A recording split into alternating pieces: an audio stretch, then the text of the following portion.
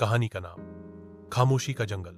बहुत साल पहले हिमालय की तलहटी में एक गांव था, मौनपुर। इस गांव की सबसे अजीब बात थी कि यहां कोई आवाज नहीं आती थी, न पंछियों की चहचहाहट, न बच्चों की हंसी, न ही हवा की सरसराहट। सब कुछ बिल्कुल खामोश। लोग बोलते थे मगर आवाज बाहर नहीं निकलती थी।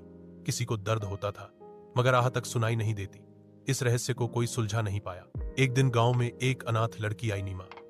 वो सुन भी सकती थी और बोल भी सकती थी, लेकिन जैसे ही उसने गांव में कदम रखा उसकी आवाज भी गायब हो गई। नीमा ने हार नहीं मानी।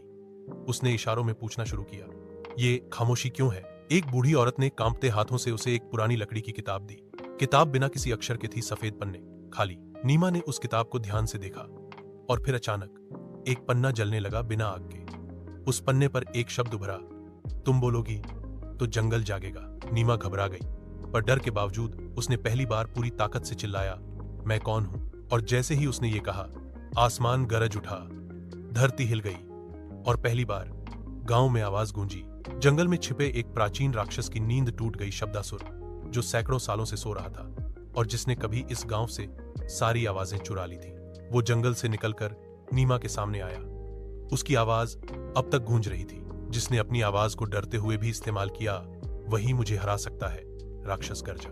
नीमा ने अपनी आवाज से गीत गाया, एक लोरी जो उसकी मां गाया करती थी, जिसकी याद उसे कभी नहीं थी। जैसे जैसे वो गाती गई, राक्षस पिघलता गया, उसकी राख से फूल उगने लगे और गांव में पहली बार फिर से पंछियों की आवाज आई।